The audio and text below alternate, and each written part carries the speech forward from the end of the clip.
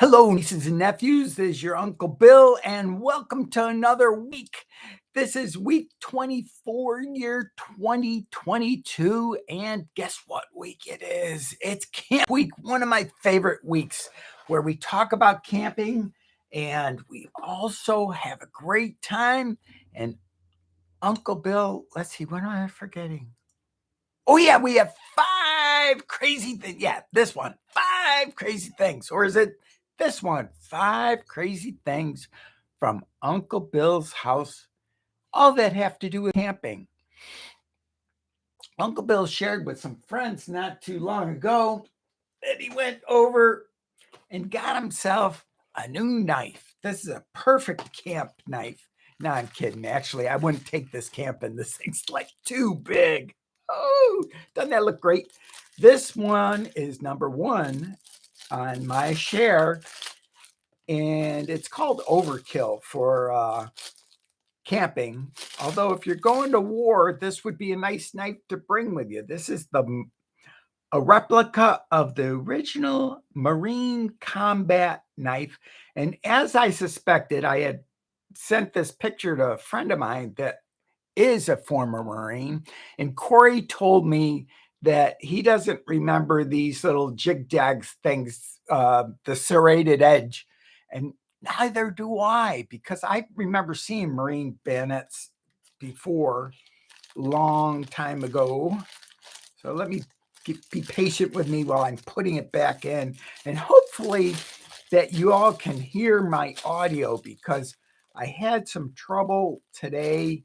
My speakers went out for some reason, and my sound is now coming through my monitor, which means that for some reason I'm not getting sound output on my speaker. Now, either my speaker died or my computer died. That's probably my next thing to test, is see if I can get noise through the speaker using another source, because Uncle Bill uses an amplified speaker.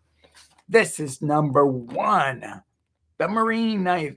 I didn't get it for 44. Hey, Virginia, great to see you here. This was my first share for today. It's my Marine combat knife. Not something that I'd take camping, because this is camp week. And happy Monday and happy Sunday too. I'm so, Virginia, you got it. Anyone watching this needs to check the Virginia show. Oh, can you hear me? I hope so, because I've been having trouble with my computer. And Andrew, great to see you too in here. First, check out the Virginia show. That is a great show. And I think, Andrew, I think you do remember Virginia. And Andrew's Simple Cooking. Two great channels, and I love you both. You guys have both been very helpful along my progression. And you notice my new lights? Woohoo! Here we go. Number two. We're kind of on a knife theme for the moment, because I have a lot of knives, and Uncle Bill loves. This is a great camp knife, and anyone who's interested, this is one of the knives to bring. It's Leatherman, and I think I have it. Is it better this way? I don't know. Probably best like this. Leatherman.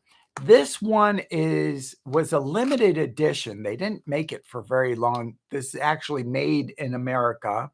And knows that great corkscrew? That's so that you can, this is a wine drinker's Leatherman. So if you're out camping and you want to open up your wine, you're all set. Also, if you need to use it as a traditional Leatherman, here we are. Virginia, man, you got all sorts of Vid Summit. Are you going? Did you pay already? I'm just kind of waiting until they say, okay, when are the volunteers needed? And will you volunteer, Uncle Bill? And I will say, yeah, sure, I'll volunteer. So that was number two. And it'll be my second time for Vid Summit if I go there too. Now, this is another not made in the United States anymore, but this one is. This one was made in the United States. It's a Kershaw knife, and I didn't really pay much attention to it. the design has changed quite a bit on this onion knife. This right here is actually designed so that it won't open up in your pocket. That is a lock to keep the knife from accidentally opening, because this is a spring assisted knife. I don't know why they're legal, but they are. As you could see, that went out very fast, and it's a liner lock knife, which means that, well, frame lock, I'm sorry. Frame lock knife, meaning that the frame of the knife actually bends in and will prevent that knife from closing on your hand. Now, to get it back in there, you have to push that up like that and then move the knife blade. Number 3, might as well keep going on knives because I love knives. I love cooking knives too. Andrew, I have some killer cooking knives that I actually got from IKEA that I use. This knife here is just a little utility knife. The nice thing about this is it has you can dispose of that blade and put a new one in instead of sharpening it if you want, or you could sharpen the blade. It has a lock, so it prevents you engage the lock or disengage it by pulling this little piece out and then pushing it in. That's a Stanley, fun little knife. That's number 4. Wow, Virginia, you got all sorts of stuff going on. Oh, number 3, Uncle Bill can't count. Number 4 is for when you're traveling. Also, when you're camping, it's nice to have something to put all your valuable papers in. Just nice little thing, and you can open it up. And I'm really excited also with camping. 2 things that I just ordered. Well, actually, I showed you the one, but yesterday I also ordered a down sleeping bag, and I'm getting it shipped to me from China, where all things are made, but it's down because I decided Uncle Bill is going to try to stay as warm as possible this coming winter. Whoa, Virginia, man, you're a one-lady party. I love it, Virginia. You got so much energy. Yay! This is number 5, and this is a emergency whistle that you can use camping. It has a compass on one side and a thermometer on another. I belong to a tent camping interest group on Facebook, and they had this same whistle, and somebody was saying, oh, you can get this on, I think it was Etsy, for $15. And I went over to Walmart, promptly bought this for $7.50, and then put the link in on the tent group. So that's number 5. And wow, sleeping bag, down. Oh, I love down.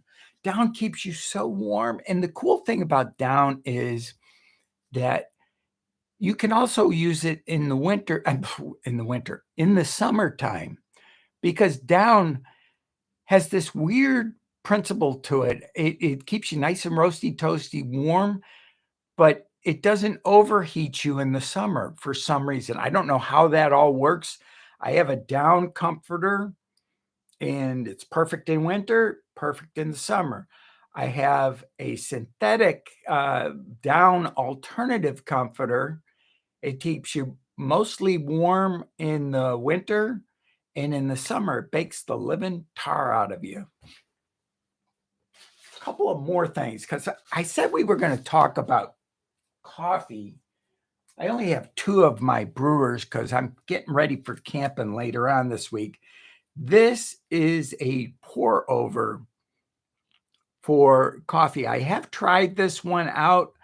The disadvantage of this one is it pours through very fast. This is basically just a sock with a couple of brackets. I think, if I remember, it's GSI. But the nice thing about it is it's very portable. You have to, when you use this one, use a medium grind coffee. You fill it up fairly full. Put a very little amount of water and stay away from the edges. And you put a little bit in, let it sit for 15 seconds, and then slowly add the water so that it drips through the coffee. The coffee grounds, it's a magical thing with coffee. If you put in for a little bit, I think it's like 75 milliliters or less. It's probably 20, 15 or, yeah, I think it's more like 15 or 20 milliliters in there.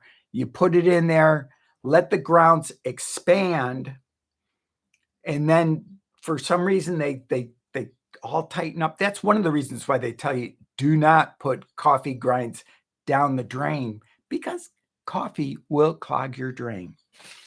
Now, another way to brew coffee is the old-fashioned percolator. And I happen to have the perfect little Chinook one for camping. This one does, I think, 4 cups. Or is it, let me read it because I got, okay, it says 8 cups. Sorry, 8 cups of coffee. And that's coffee cups. You know, Uncle Bill thought for the longest time that 1 cup was 6 ounces. As a matter of fact, I think I remember being taught that, because coffee drinkers, and when they talk about a coffee cup, we're talking 6 ounces of coffee. But when we're talking about a cooking cup, that's 8 ounces. I don't know why they do that, but Andrew could probably fill us in on the history on that, because Andrew knows more than anybody. Oh, Virginia, you are just amazing. Virginia, do you have a robot doing this?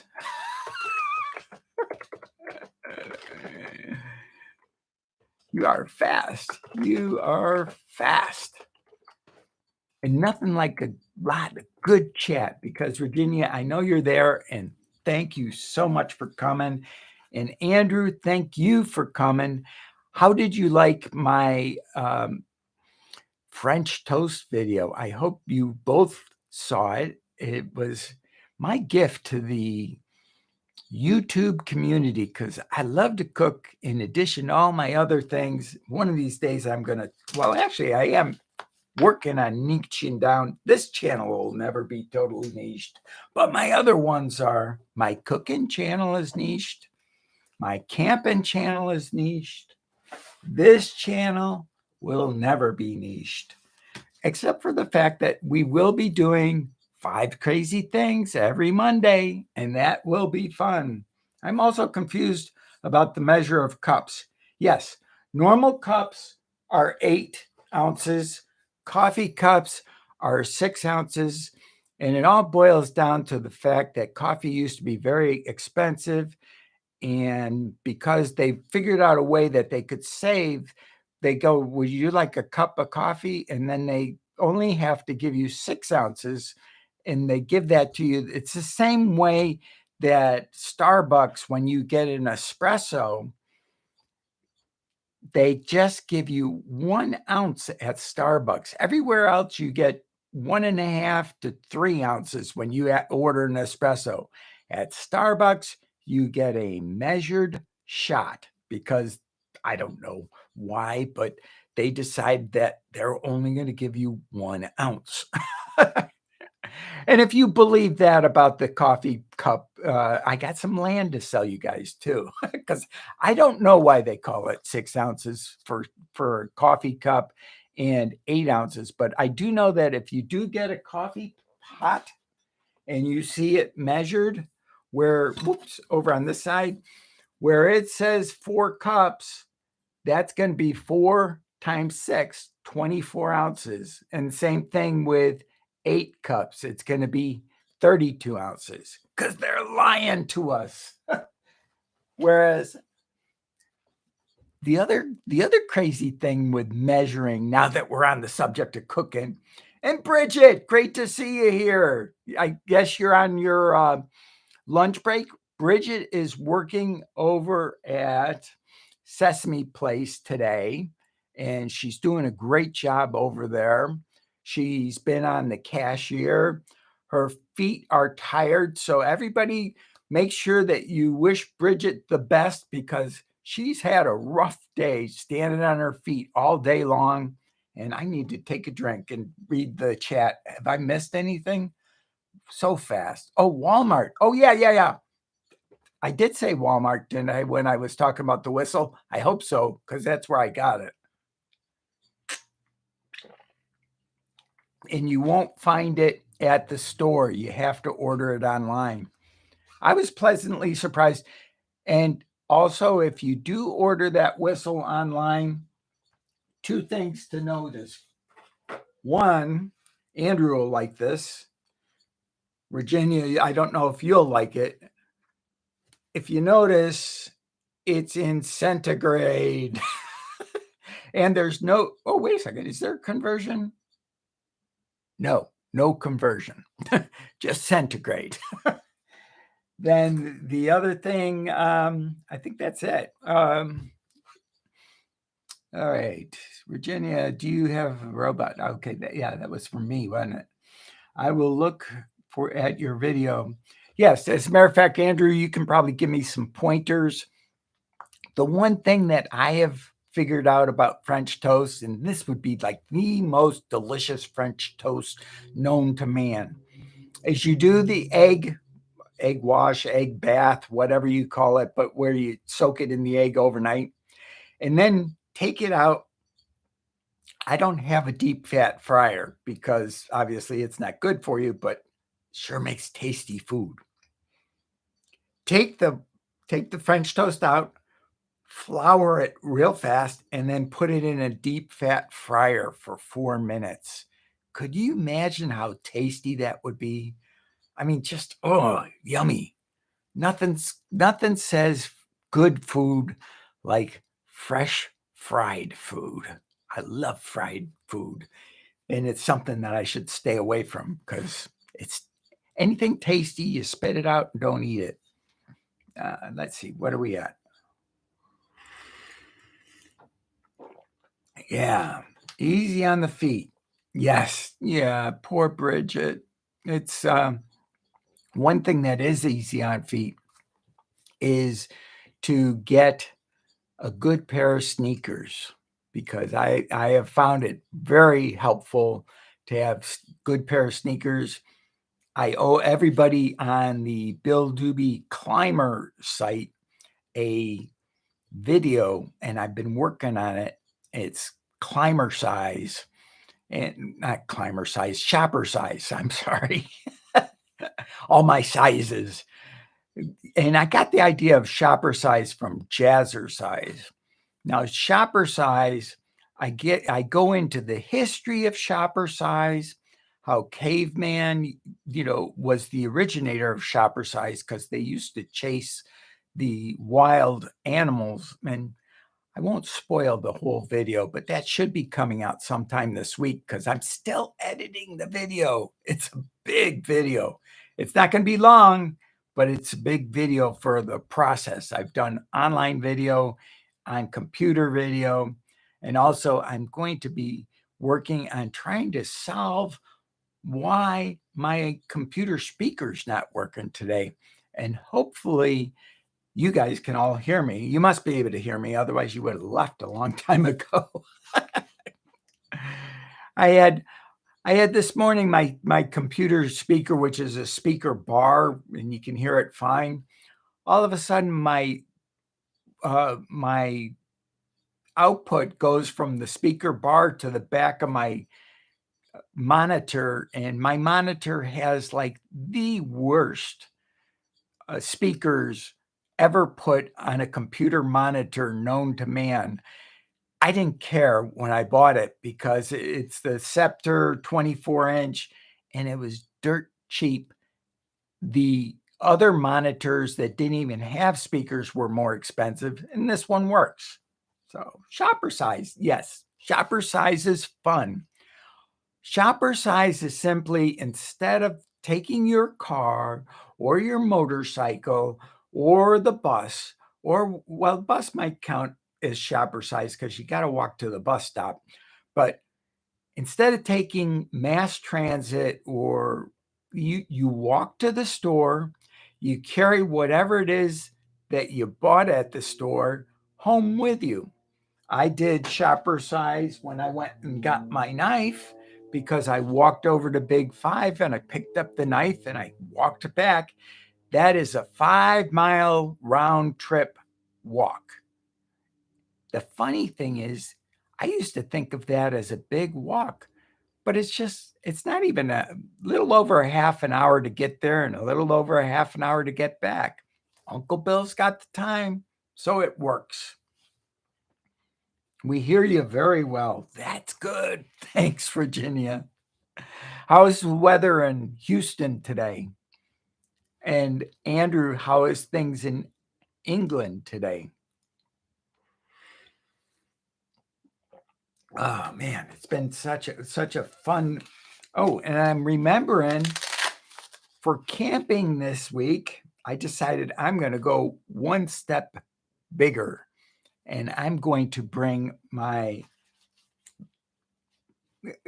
I guess you could call it my baby, my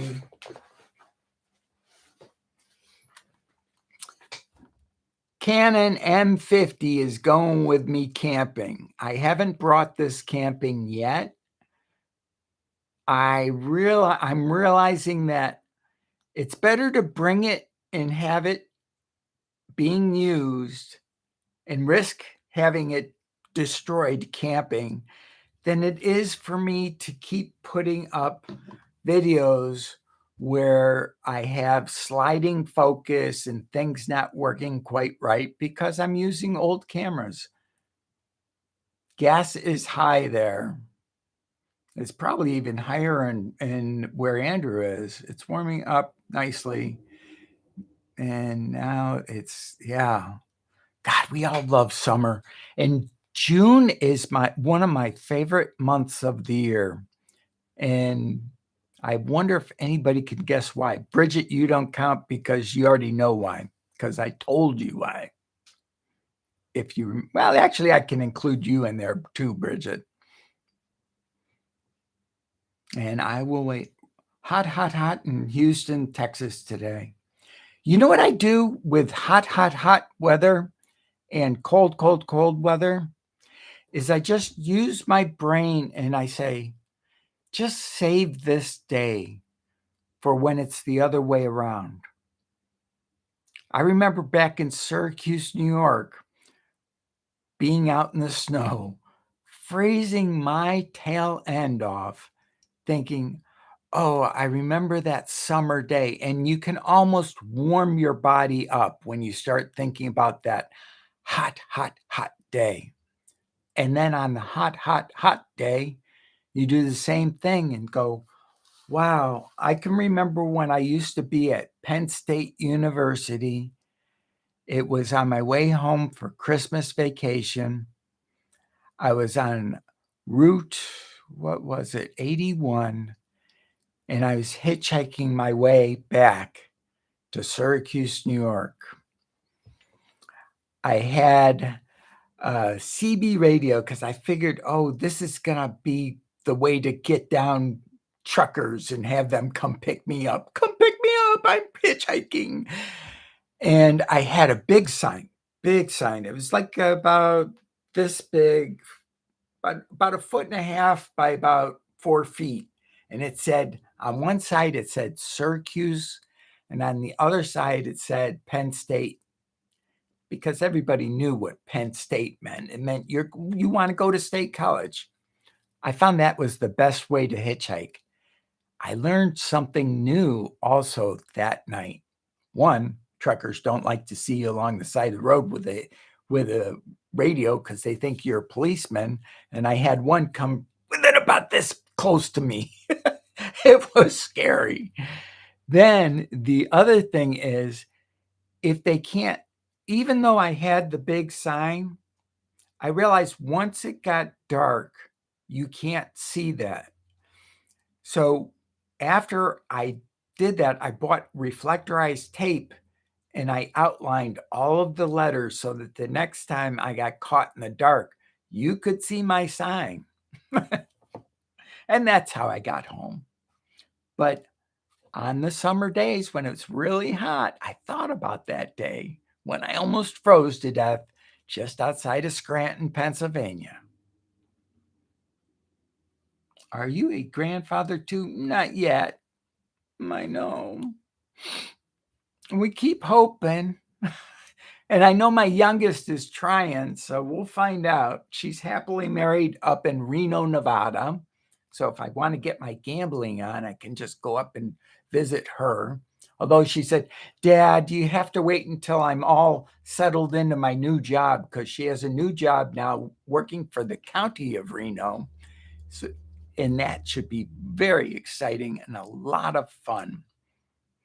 Let's see, have I missed anything?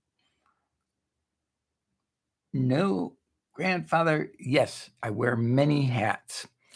And right now, what I'm doing is I'm working on getting my house in shape for doing more variety of videos and more quality videos, because I went and I looked and I belong to a lot of groups, and I'm honest, as anybody who knows me knows that. I mean, one of the reasons why I don't sell a lot of things, as a matter of fact, there really isn't anything. Well, one thing, I do have an affiliate link for Designer and an affiliate link for not YouTube, TubeBuddy.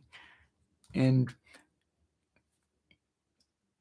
I realize in my groups, though, getting back to the story, is we're all talking about videos. And I said, yeah, I'd have more views if I made better videos, because I do need to make better videos. As a matter of fact, I even need to get probably a better webcam for doing these videos, but we'll find out.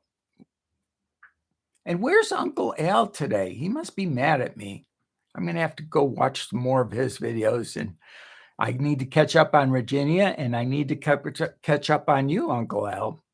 Both of you guys. That'll be my homework for tonight before I go camping. I'm going camping up in William Reese Regional Park, and that should be very interesting. It's at 4,200 feet elevation, so it should be a little bit cooler than it is right here. When I go camping now in San Diego County, I bring both a summer weight and a winter weight bag, because you never know what you're going to get. We've come to the end of our time. You guys are so great for coming. It's just been an amazing time. Have a super fantastic week. Make every day this side of the dirt great. I love you all. Bye-bye.